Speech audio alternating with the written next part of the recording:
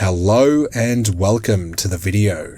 Today we have a short story titled The Witch of Westmount Part 1. I hope you enjoy.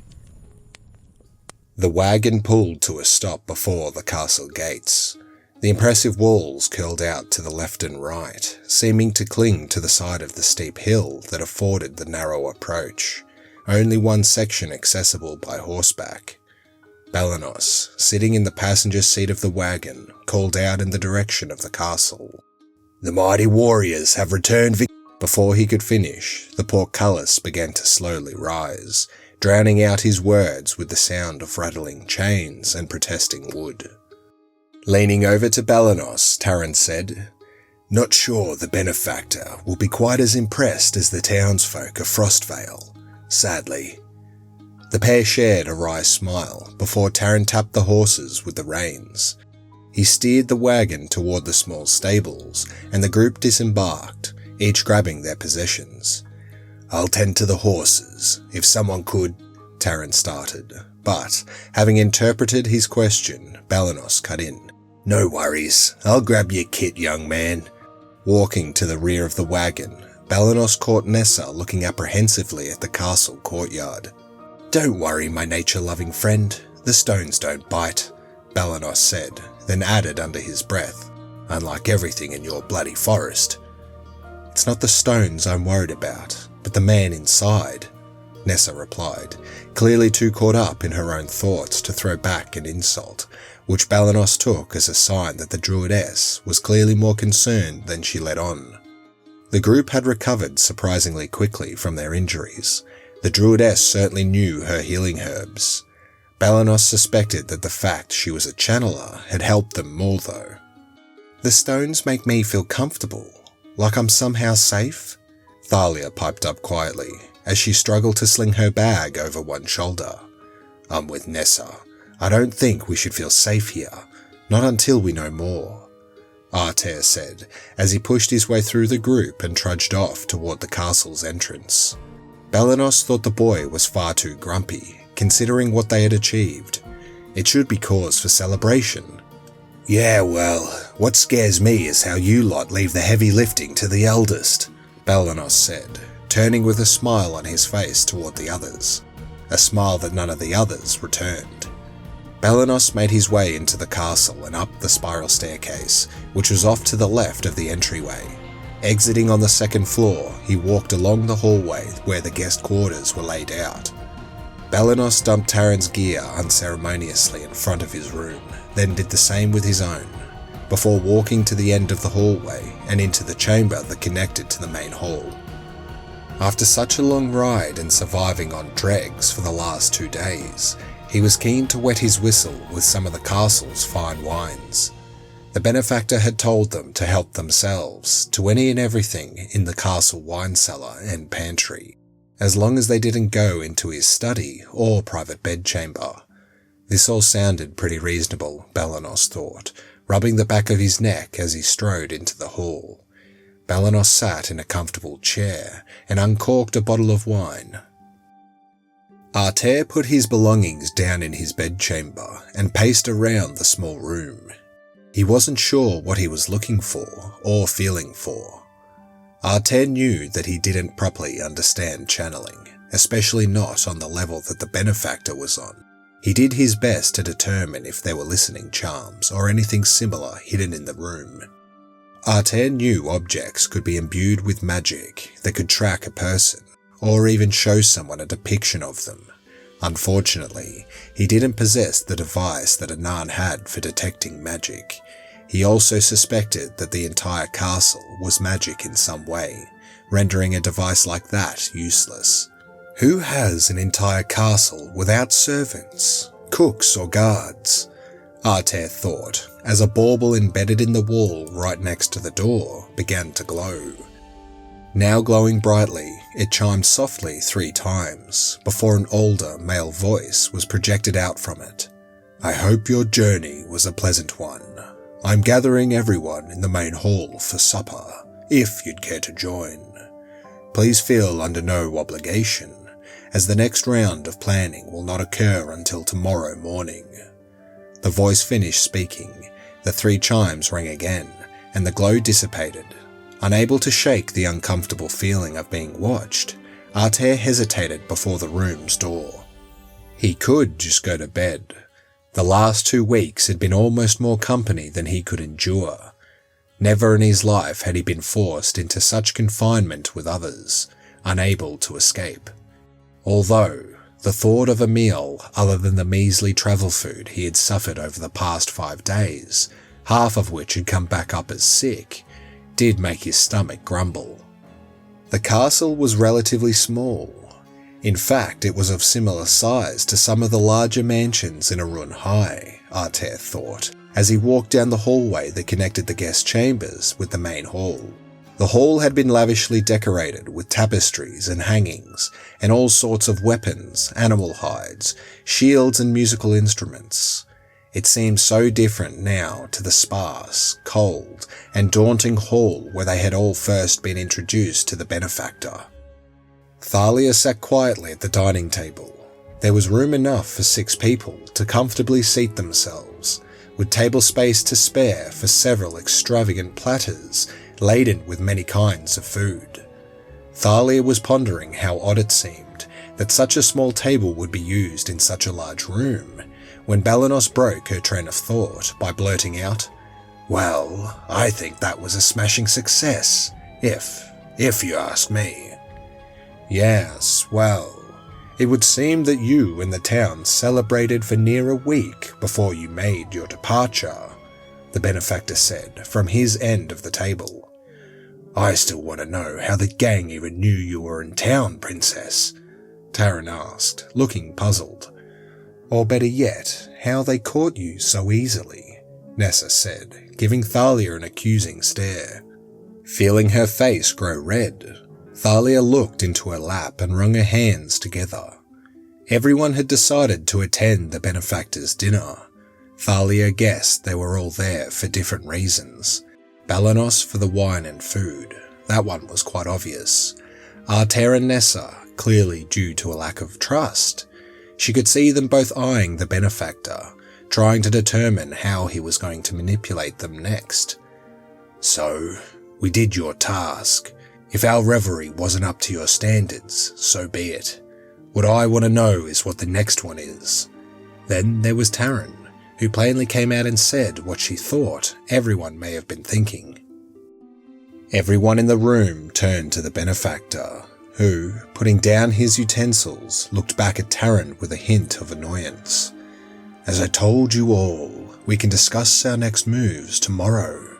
For the time being, can't we simply enjoy our meal?" The benefactor looked at each of them in turn. The misfits stared back expectantly.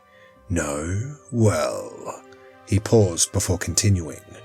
"If our meal gets cold and isn't as appetizing as it could have been, then you can't blame me." Smiling, he pushed the plate of food away from him. "All right. What questions would you like me to answer?" "How about you tell us what the next task is?" Nessa snapped, her usual coldness seeming to have returned. "Well, I'll be sending you to Westmount. There seems to be an issue with a witch there," the benefactor replied. "A witch? What is she doing? Turning the townsfolk into frogs?" Balanos chuckled. "Witches can't be real, surely," Artair said, piercing the benefactor with a disbelieving gaze. Thalia sensed the young man was trying to glean as much as he could from the elder's blue and yellow eyes. "Oh, believe me, this witch is no laughing matter. She has perverted the use of channeling and has been corrupted by it," the benefactor said in quite a serious tone. This caught Thalia's attention, and she asked quietly, "I wasn't aware you could be corrupted by channeling. How does that happen?" It was clearly a good question, as even Nessa nodded her head and turned toward the benefactor. "Of course you can. Like anything powerful, if channeling is used incorrectly or abused, in some cases it can lead to disastrous consequences." He paused, then looked from Thalia to Artair, then to Nessa, before continuing.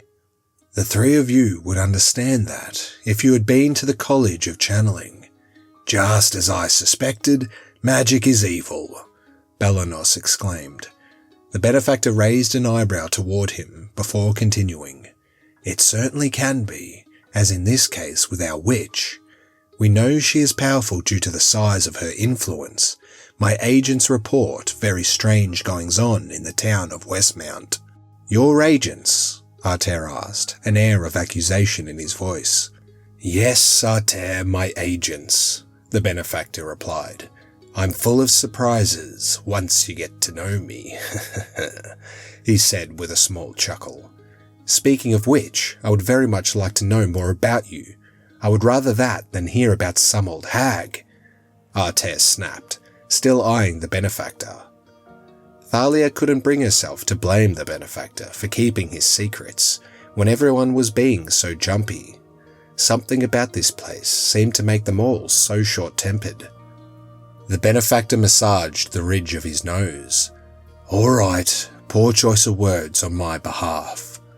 But, like I have told you before, once you've all earned my trust, then I shall properly introduce myself. Slamming his hands onto the table, Arter stood. That's not good enough. How do we know you aren't working for the king, or aren't the High Channeler in disguise? Taken aback, the benefactor raised his hands in a placatory gesture as Arter looked at the others for support. Thalia thought the outburst was unnecessary and rude, especially for the dining table. After a few moments, Arter stormed out of the hall. Well, that was excessive, the benefactor said, lowering his hands and smiling toward the others. The boy is young, but he has a good point. How do we know you aren't working for the High Channeler? Taran asked, his tone serious.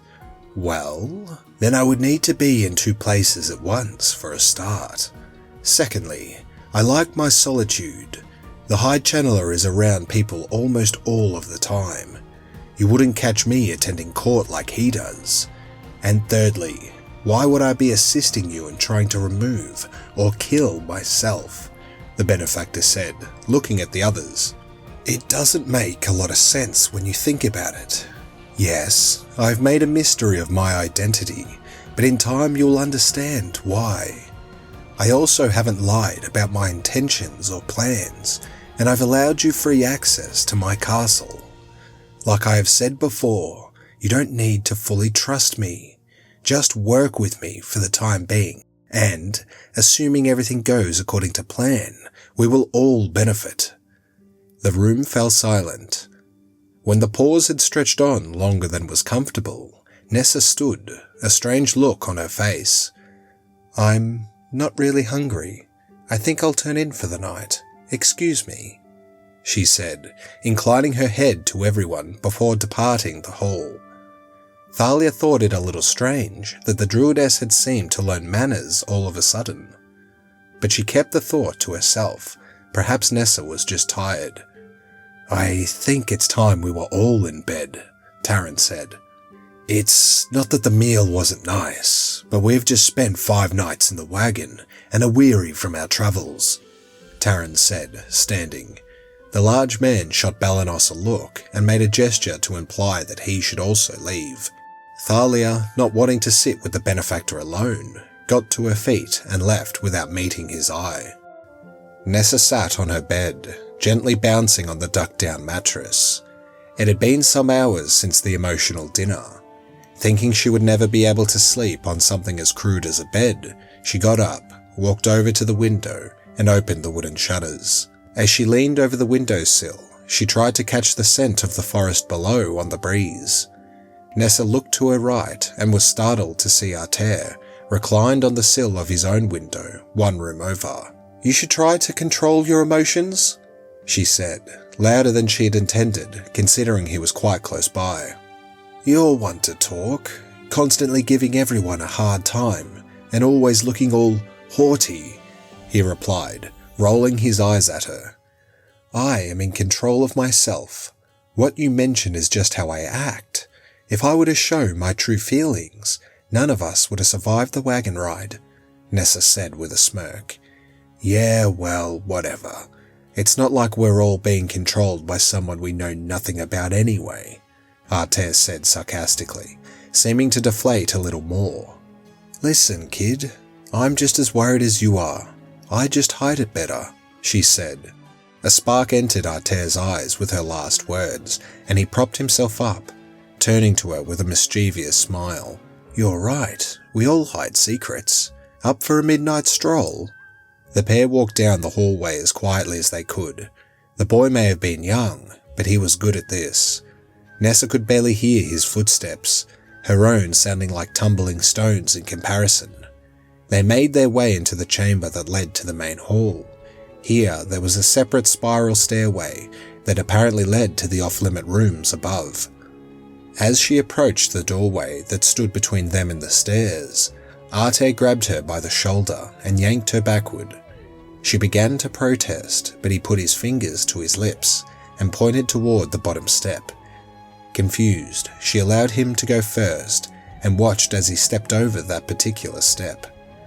They arrived at the study door without incident, and with no hesitation or discussion, Artair pulled a set of thin metal rods from somewhere on his person and began jamming them into the door's lock. Nessa wanted to ask him what he was doing, but before she could, the door clicked and Artair opened it quietly. Stepping into the study, Nessa marveled at the dozens of tall bookshelves, tables strewn with parchment, and, more interestingly, what looked like an alchemy setup. There were countless interesting objects scattered about the room. However, none drew the eye as much as the stone coffin in the center of the room. Walking over to it, she could see an inscription on the large stone top, encircled with some sort of family crest. The coffin was dusty and seemed out of place, but it didn't look all that old. She reached out to brush the dust off the inscription, but Artair snatched her arm away.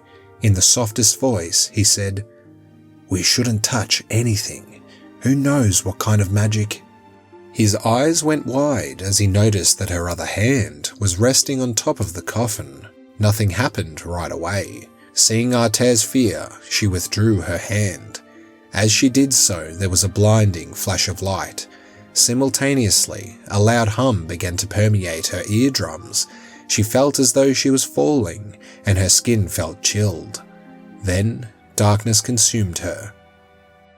Artair slowly opened his eyes, blinking several times to adjust to the sunlight pouring in through the many windows of the main hall. He went to rub them, but found his arms would not come to his face. Looking to his right, he noticed his arm was stuck out straight from his side, and there was a thin layer of what looked like fluffy cloud surrounding his arm. Craning his neck, he peered down at the rest of his frozen limbs. Both of his arms were outstretched, and his legs were drawn together. All over him was that odd, thin foam. Blinking again, he looked around the room. Nessa was in the same position he was, only over to his left. Taryn was simply frozen in mid-air, floating a few centimeters off the ground. Balanos lay on the floor, out cold, and Thalia was sitting comfortably in an armchair, looking up at him. What is the meaning of this?" Artair mumbled, still overcoming his drowsiness. "This, young man, is what's called a stern talking to," the benefactor said, walking into the hall from behind the group. "I asked for such simple things, yet almost none of you could leave it be. Only the princess here stayed in her room last night. So you were spying on us. And what have you done to the others?" Artair demanded. "They are fine, Artair, as you are. A simple hold-person spell on Taryn, but it appears he has fallen asleep during the night. I caught him trying to scale the building to get into my chambers from the outside. You and Nessa have a type of arcane mist around you that I developed as an emergency defense against projectiles. I couldn't quite get it to work as intended, but it works wonderfully for intruders and thieves," the benefactor said, pausing to look Artair in the eyes. "And Balanos, well, he is actually just passed out. I found him barging into my bedchamber, jabbering about never telling anyone about the princess. Gods know what he was on about. And what is even more concerning is how he got all the way into my private chambers without setting off any of my other traps. Then he just passed out. The benefactor rubbed the ridge of his nose, sighed, and walked over to Thalia. "At least I can count on one of you," he said, placing an arm on the princess's shoulder. "So you're in on it, with him?" Artair said to Thalia. "No, I'm not," she shouted, getting to her feet. "I'm just not as stupid as you lot are." Artair had never heard the princess raise her voice before, and judging by the silence that followed, the others were just as shocked as he. Eventually, the benefactor spoke. "I've had enough. I got no sleep last night because I was alerted every time one of you moved about the castle. Gods, running an entire spy network is easier than dealing with you lot." The benefactor raised his arms and pointed to the trapped members of the group. Taran unfroze, falling to the ground. The cloud-like foam evaporated from Artair and Nessa's limbs, and both shifted into a more comfortable position now that they could move again. Balanos rolled over, yelling something about a young man, then got to his feet shakily and leaned on the back of a dining chair. The benefactor clasped his hands together and said, "Now that I have everyone's attention, I've decided my sleep, or more accurately, my sanity, is more important to me than concealing my identity. To hopefully put a stop to these nighttime raids, I will tell you all who I am. My name is Reynold Stafford." Blearily, the group looked to one another, then back to the benefactor. "And who in the bloody hells is Reynold Stafford?" Balanos grumbled. "He is I." Artair could see the frustration in the older man's eyes as he continued. "So all your poking around would have been meaningless, because you don't know who I am from just my name. Anyway, it's not like I would have written down, 'I'm a terrible bad guy,' on a piece of parchment, now would I?" Reynold walked over to the head of the dining table, sighing again as he sat. The others took their seats apprehensively, remaining silent. "I am the King's royal spy master. I have been since before you were born, princess. That is how I was able to locate you all when I rescued you, and that is why I have agents, Mr. Artair," Reynold said, looking pointedly at Artair. "I've been a loyal servant of the Kingdom of Arundel for nearly 30 years, and it has been only in the last few that our wonderful king has really gone too far." Reynold paused and looked at Nessa. "That coffin upstairs, it is my wife's. The newly vile king, or more probably the High Channeler, tricked me into setting an assassination contract out on her, and before I had any chance of stopping it, she was already dead." At this, the older man seemed to slump, his eyes glassing over. "I know it was him, but it was probably requested by the High Channeler himself, although I can't prove that yet. The High Channeler has grown very cautious of me these past few years. I think he knew I was trying to get through to our king, to show him that the man was evil." He looked over at Thalia. "I want the king to admit that he tricked me, to my face. That is why I have risked everything in setting you all free. Why I risk not only my fortune, but also my life, in keeping the High Channeler's spies and assassins off your trail as we speak. We will overthrow them.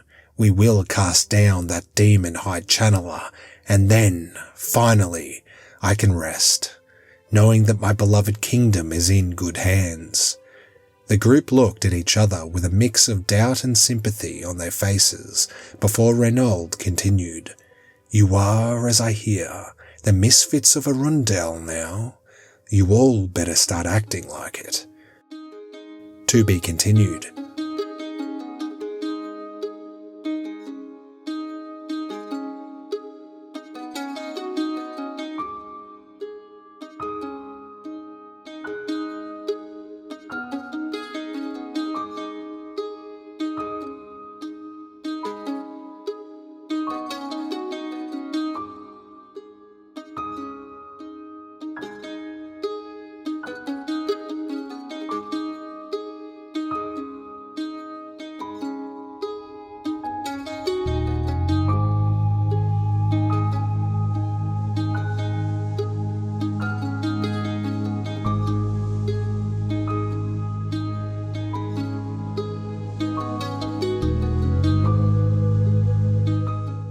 That was The Witch of Westmount Part 1. It is the 4th episode of the season, so if you have missed any of the others, consider going back and checking them out. If you enjoyed this video, please leave a like and comment any feedback you have, as it really helps me out. Also consider subscribing, as there will be more content to come. This was a Tello Tale. Thanks for watching.